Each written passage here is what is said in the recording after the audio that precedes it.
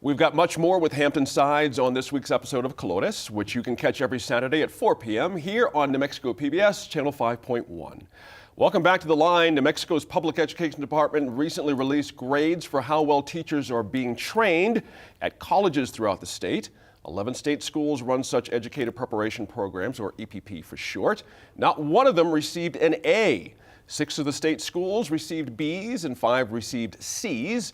The PED instituted an A through F system that went into effect on July 1st, you might remember, and that's where the controversy lies. The grading system mirrors the grading of the state's public schools. That does not sit well with some who feel that system is wrong for public schools. It is therefore wrong for teacher training programs as well. And Laura, prior to the new rule going into effect, programs were monitored by a national accreditation group outside, and now it's PED rating educators in their EPP programs. Some folks have a problem with this. Let's start there. Are they the right folks to be evaluating? Should it be back to the old system of outsiders looking at these things? Yes. I mean, Okay. I really don't think this is the right approach. I think that it labels programs and it pigeonholes programs into a certain. It reminds me, frankly, of law school, where we all got graded on a curve. Right. And you were forced into a certain. I mean, well, at my school, some law schools don't have grades at all. Yeah. But it's frustrating because you end up, there's a meaty part of the bell curve where most of your, grades are going to be, and it feels like that's sort of what happened here. So if the intent, policy-wise, was to have an idea of sort of differences among these different programs, and to really celebrate the ones that are accomplishing goals, then they failed miserably. Because you're forcing people into a B or C category or lower, and what exactly is an A supposed to be? And they're still graduating a lot of people who are being funneled into public education positions, and so I think it's demoralizing to teachers and to the programs and to the educators at these higher education institutions that work really hard to accomplish, I think, a really important goal for New Mexico. Good point there. Jeffrey, the A through F system, does that work in your view? Can you really get down to how things are working or not working with a simple A, B, C, or D? Well, I think to or your F? point, it can pigeonhole or label outcomes. But I always get concerned when bureaucrats make determinations about outcomes. Aren't the outcomes ultimately supposed to be about teachers preparing students to have critical thinking, a curious mind, explore the world, be highly motivated? So I always get kind of disturbed by bureaucrats inventing metrics that some of which maybe sound arbitrary. One of which, for example, if I understand this correctly, is retaining the teacher after they complete the program. Yes. How do you control that? Thank you. Diversity as well. And then the other thing that's kind of interesting is every administration seems to have its own interpretation of what an educational system should look like and what a teacher should look like. It's almost like every administration has to reinvent what a teacher is about, when ultimately, shouldn't the outcome be we're providing an environment so that students have critical thinking, a curious mind, and are highly motivated? So, Good point there. And Giovanna, Jeffrey mentioned one of those. There's 4 criteria they judge on, and one of them is their track record in recruiting diverse and prepared students. I'm not sure how you give that a letter grade. What constitutes a B minus from a C plus on that one, depending on your available. How does one work that? Well, I mean, the whole thing. There's so many issues with it, but at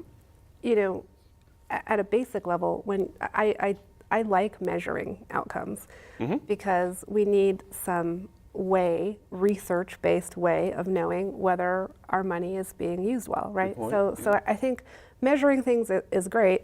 How you measure it and what questions you ask is critical. Right. So these 4 areas that they've outlined, including the one that you just mentioned, don't exactly get at the goal, right? And so, and then backing up too, I'm not only interested in are teachers prepared in the classroom, I'm also interested in are the kids prepared when they get to the classroom? Right. And so if we could spend as much or more energy on that, and how do we measure that? Then we could have some more creative conversations about, well, kids would be more prepared to be in the classroom if their parents, had more flexible work schedules and all kinds of really interesting things that we could be focusing on, rather than these kind of petty measures that don't seem to really get at the real issue. And so, again, research-based approaches are best. We have a really great approach that we use in New Mexico for a lot of different things called results-based accountability, where we ask 3 really simple questions.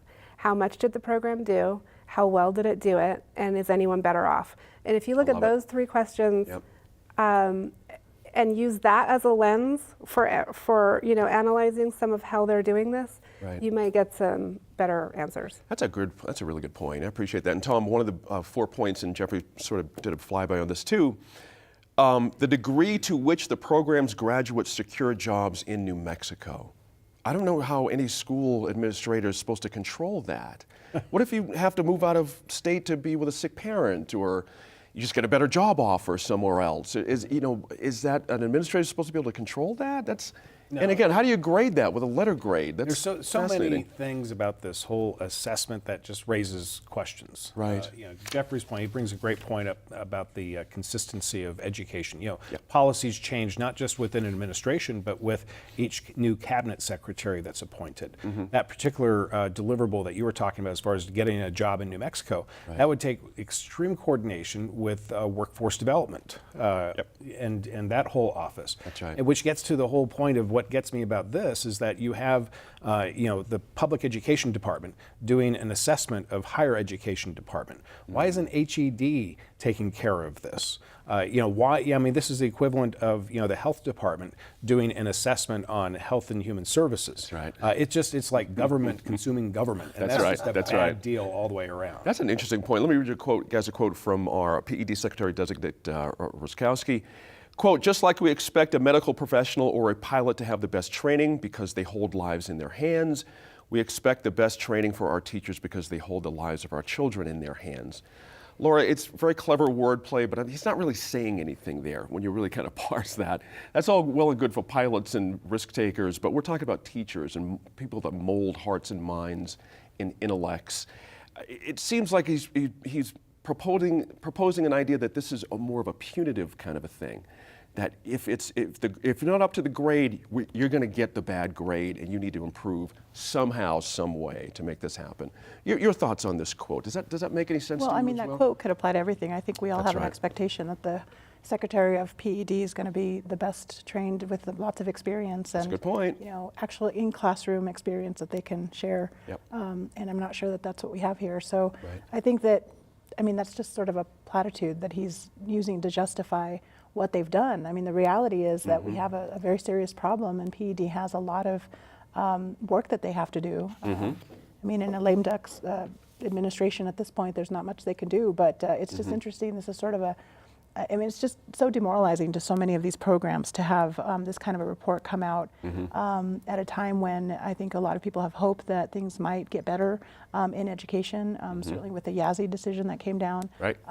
with Judge Singleton. There's a mandate to get this done in the next session, and I think a lot of people are going to be looking to try to improve overall the way that education funding occurs, and I think that better trained teachers and these programs that train these teachers are a big part of the overall conversation. So I just don't know that there's much value in what they've produced at this point. Back in July when I mentioned this went into effect, a lot of folks had a problem with it, Giovanna, because they felt like it was sort of running the clock up to a hard edge. The administration's going to be leaving. Why are you implementing something that's not even going to potentially not even be around?